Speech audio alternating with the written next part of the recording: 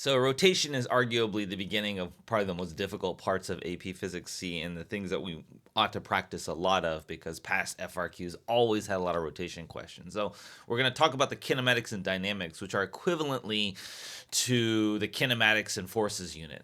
All right, and then units 3 and 4 are going to be equivalent on the next unit, right? So we're going to compress 2 units in here. So a couple of things on, remember how we started with kinematics, is that we have our kinematic equations for constant angular acceleration. Obviously, if the angular acceleration is not constant, we can't use these equations. These are derived from that. So we use the same process as our 1D kinematics for these kinds of things. General relationship, derivative of angular position is angular velocity, derivative of angular velocity is angular acceleration, just like the linear variables. Now, this is something that's unique. Sometimes we connect between the tangential motion when something is spinning around. All right, we want to know the relationship between the v and maybe even the linear acceleration compared to, say, the angular velocity and the angular acceleration. And that's where these equations come from here. Let's see. A lot of times we'll use the direction as clockwise or counterclockwise when it comes to directions for rotation. Now, there are right-hand rules, and especially for those of you doing E&M, that there are more complex direction vectors using the right-hand rule. But I find for the most part, for AP Physics C, you don't need to necessarily know a lot more than clockwise and counterclockwise when it comes to directions. But there are right-hand rules to indicate the direction of the motions. Which I'm not going to review because, like I said, I don't think they're very necessary for mechanics. But when we do the E&M reviews, we will talk about some of those right-hand rule stuff. Yeah. So torque, this is the dynamics portion, the unit 2 portion, is R cross F, that cross product, but it's really just saying you need a component of the R vector perpendicular to the force or the force perpendicular to R vector. I usually never use this portion of the formula. I usually just decompose the vectors because I think that physically makes more sense, because sine theta requires you to know the exact angle between the two vectors, and that you may not be given that depending on the context of the problem here. So for the most part, in order to calculate torque, we need to know where the force is acting. So we have to do what we call extended free body diagram, or I call it a positional free body diagram. It's just we care about where the force is applied. So same rules for free body diagrams, but we now need to know where the force is acting. Gravity acts at the center of mass of an object. All of the force act where they're making physical contact. One thing I will note here is that the axle, or the pivot, exerts a normal force, and that normal force can be any direction. And the reason it can be any direction is because it's kind of like a circle. So if I take like a circle like this here, the normal vector can point in any direction. Remember, normal is kind of a responsive force, responsive to the other forces acting. And so the perpendicular can be any direction. So with an axle or a pivot, the one thing about the free body diagram is you don't necessarily know which direction it's going to be. You can have components in the X or Y, and the amount may not be related to any other angles in the problem. So you need to be very careful about this one. The torque calculation requires us to identify axis of rotation. That's super important for this and for kinematics, is that you know what are you revolving around? What is the axis of rotation? And torque causes angular acceleration. Net torque equals I alpha. That is the rotational form of F net equals ma, right? So let's go through some problems here and talk about it. So we have a uniform beam of length 0.6 meters, a mass 4 kilogram, is fixed to the wall by a pivot. The beam is held horizontally by string fixed to the beam in the wall. Block of mass 1 kilogram is attached to the other end of the beam is shown, which following is nearest the magnitude of the torque about the pivot by the weight of the block. So this one is just how do we calculate the torque? We're going to draw the force from this guy, and he acts at the center of mass of him, right? So the center of mass is going to be here, and that's going to be 1g. Now, they identify the axis of rotation for you here because they tell you about the pivot. That means where's the axis of rotation? Right here. That's important because in order to calculate the torque, you have to draw the R vector, which is from the axis to where the force is applied. That is my R vector. Now, if it's not at a right angle, and it's not because it's slightly elevated, we want to decompose that into two components, a component that's perpendicular to the force and one that is parallel. You either decompose gravity or decompose the R vector, but we're going to decompose the R vector because that's when it's easier. And I only care about the component perpendicular to the force, right? Because that's how the torque calculation works. I only care about this component right here, and that distance is 0.6 meters, and then this is 10 newtons, g of 10, if we used to, instead of 9.8, and then you multiply those two. 0.6 times 10 is going to be 6 newton meters. That would be the torque there. Okay. Rotational inertia is I is equal to mr squared for point mass. So it's kind of like the equivalent part of mass. Is to talk about it's equivalent to mass in linear motion, right? So it's net torque equals I alpha. It's a scalar quantity, right? So scalar quantity, and for a point mass, it's mr squared. Now, if the mass is distributed, which is the harder part, you have to split it up into little pieces and do r squared times dm, where dm is the mass of that little piece, and add them up. In general, intuitively, the way you want to think of it is the more rotational inertia it has, the harder it is to rotate. Just like when we do F net equals ma, what does it mean in this context to have more mass? Is that if you have more mass, it is harder to accelerate. A tank has more mass, harder to accelerate than your bicycle, okay? If it has a larger rotational inertia, it's harder to cause a rotation, right? Rotational inertia depends on the mass and how the mass is distributed, right? So, and then the total rotational inertia is the sum of the rotational inertia of every object in the system. And last, if you're rotating around an axis that is not the center of mass, you can use the parallel axis theorem. A lot of people get confused about this one. This is saying if you know the rotational inertia around the center of mass and you shift the axis, you rotate around a different point by a distance d, then you can calculate the new rotational inertia. So you don't have to redo the integral or redo the setup if you know the rotational inertia through the center of mass already. Okay? All right. So overall problem solving steps. We're going to draw the free body diagram. Okay? We just need to now talk about where the forces are acting. We need to identify the axis of rotation. When angular acceleration is 0, you can pick any point to be the axis of rotation. Because technically, if there's no angular acceleration, it doesn't matter. It should be 0 no matter what the axis of rotation is, because it's not actually rotating. But when the angular acceleration is not 0, then pick the point that is spinning around. There will be a natural axis of rotation for them. When it's rolling objects, pick the center mass of the object. That's how you identify the axis of rotation. We want to assign positive and negative directions to clockwise and counterclockwise. And then we want to compute the torque, apply net torque equals I alpha, and then you may need the I if you don't know if the angular acceleration is non-zero.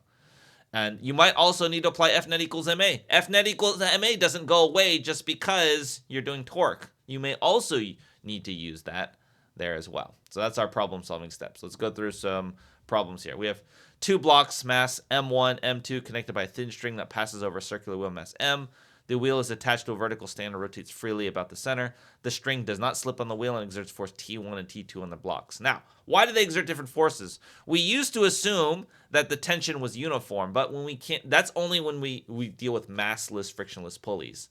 When we do need some torque to cause this thing to rotate because it has some mass and some rotational inertia, then the tensions are not going to be the same everywhere. Which of the following about T1 and T2 is correct? Well, so M1, which one is greater? At release from rest, M goes angular acceleration, rotates clockwise. So the angular acceleration is this way. So if we draw the free body diagram of the pulley, okay, because that's where T1 and T2 interact, is we think about, oh, okay, so we have T2 acting here. We have T1 acting here. We didn't draw the mass. We should start the mass. Mass mg acts at this axle, at the center of mass, which is the center of the thing. And then the axle's touching it. The pivot exerts probably a normal force upwards. Otherwise, the net force would be downward, and the thing would just fall. But it's not falling, right? This thing isn't. It's just rotating. Now, now let's identify our axis of rotation here, which is going to be rotating around this point, right? Around this axle here. So then we say the normal force and mg don't exert a torque because the r is 0, right? Because they're acting at the axis of rotation. So the r component of the torque is 0. For T2 and T1, you see a torque here, right? There's an r vector here because there's a torque, and they make a right angle, so there is a torque there. So T2 is going to have a clockwise torque. T1 is going to have a counterclockwise torque. The T2r torque has to be greater than T1r in order for the angular acceleration to be clockwise. because this force here is going to cause a clockwise torque. It's going to pull it, make the thing go clockwise. This one's pulling on this side. It would make it go this way. So the net torque is going to be this one minus this one if you make this the positive direction. So T2R has to be greater than T1R. The same radius, so T2 has to be greater than T1. Okay. Now, how does it compare? T1 equals T2 because the tension string must also be constant within the string. Again, if we have massless pulleys, pulleys are easy to rotate. They take no net torque to really cause them to rotate. Then this is true, which is what we did in Unit 2. But it's not true when you have some mass. You can't ignore the mass of the pulley. And B is not true because they don't have the same acceleration, because the acceleration at this point, the linear acceleration, is alpha times r. So there's some acceleration here and here, because if this thing's going to spin clockwise, this guy's going to accelerate. So that's not true. T2 is greater than T1 because M1 is farther away from the wheel than M2. It's not farther because we only care about the component perpendicular to the force. Even if you considered the force here, M1G, and did the whole system of this, and you drew your R vector, again, for the purposes of torque, you only care about the component of the torque, the component of the R vector perpendicular to that force there. Because that unbalanced clockwise torque. This is the correct reasoning. Okay, let's go to some free response questions. So we have a uniform rod of length L and mass M is attached on a pivot near a vertical pole. There's a non-negligible friction between the rod and the pivot. A horizontal string connects point Q to the pole, and the rod makes an angle theta, and block of mass 3m hangs from the rod at point P. Center of mass is located at point C. So now we have to draw the free body diagram here. Okay, so let's draw gravity first. So this thing's going to have mg acting at the center of mass for the rod itself. Then you're going to have a 3mg acting down here. It's technically a tension, actually. But because the acceleration is 0 of this guy, the tension is going to equal 3mg. But if it were to accelerate, you actually couldn't use 3mg. But you can call it just the tension if you want. That would be fine. Okay, now what's touching it? What else is touching it? Well, we have a string here, so there's an FT here. It's horizontal, points in the direction of the rope. And then the pivot exerts a force. Now, it responds. It can have an X and Y component, can point in any direction. Because it's just hanging here, it's not rotating. There's no acceleration. We gotta counteract the upward force and the rightward force. So it's probably gonna be up and to the right. Okay, like that. And that's everything that's touching it, so we're done with our free body diagram. All right, so point P is located 3/8 L from the pivot. Point Q is 6/8 L from the pivot. Derive an equation for the tension in the string in terms of L. So why are we doing the pivot? Let's do net torque, right? So this is going to be our axis of rotation. There's a couple of reasons for this. We don't want to know anything about the pivot force. That's complicated. I don't know anything about it. I'm not allowed to use it. So let's not deal with it. So if we do that, then the torque from that guy is 0.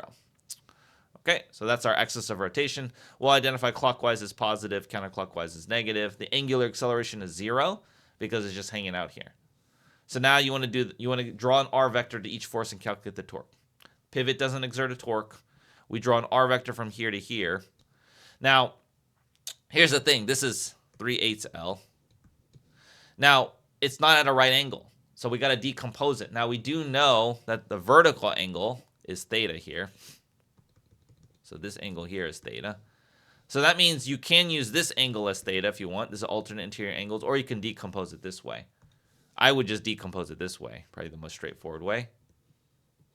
So this is the hypotenuse, and I care about this horizontal component because it's perpendicular. So that's 3/8 L sine theta for this component. So that is going to be, now is that a positive or negative torque? Well, pulling down here would cause the beam to rotate clockwise this way. So that's a positive torque. So when I do net torque equals I alpha equals 0, then this is going to be 3/8 L sine theta times the force 3mg. Okay? So that's the first torque, positive. All right, let's erase this and do the next force, the mg. Draw the R vector from there to there. That is 1/2 L. Okay? Again, we got to decompose it into this, and this is going to be 1/2 L sine theta. Okay? And that's the component that's perpendicular to mg, so it's plus 1/2 L sine theta times mg. Okay.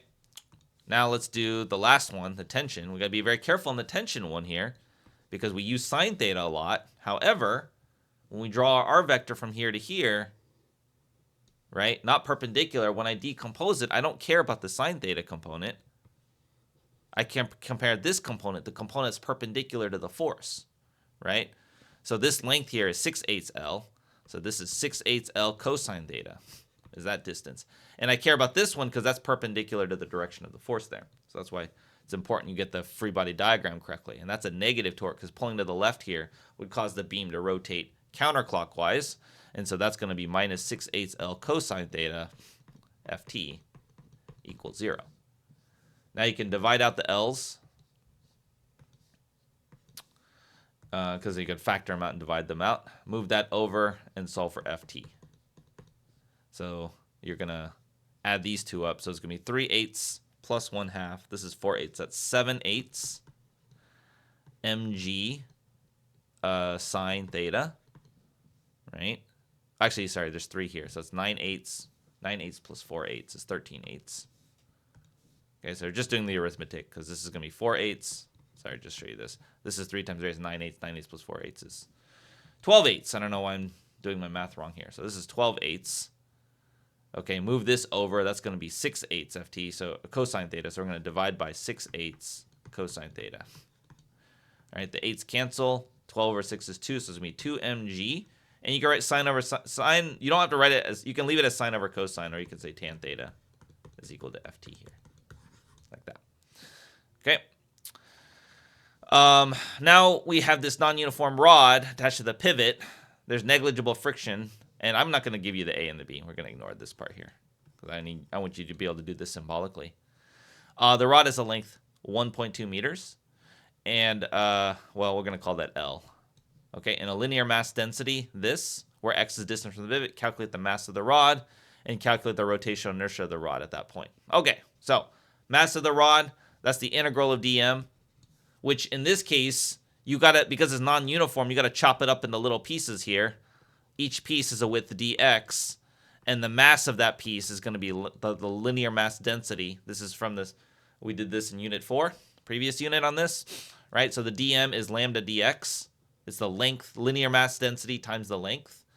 And then, so if you want to add that up, you're going to integrate lambda dx, and you're going to integrate that from 0 to L, the length, from x equals 0 to x equals L. And that is a plus bx dx. So that's going to be ax plus bx squared over 2 from 0 to L. Okay. And then we're going to plug that in. So that's going to be al plus bl squared over 2. And then you plug in 0, you get 0. So that's the total mass. All right. Now the rotational inertia. This is where we integrate r squared dm. Now, what is r in this case? R is the distance from the axis of rotation. So for this guy, we're going to call this coordinate system x equals 0, call this x equals L. And r is going to be the distance to where that mass is, which is just going to be the x coordinate. Because if this is x equals 0, we just say this is located at x, right? And we're going to go from x equals 0 to L. So then we're going to say, oh, that's going to be the integral of x squared times dm, which is a plus bx dx, and then we want to sum them all up from 0 to L. So this is ax squared, so it's going to be ax cubed over 3. This is going to be bx cubed, so it's going to be bx to the 4th over 4 from 0 to L. And so you get al cubed over 3 plus bl to the 4th over 4, like that. Okay, let's look at another problem here.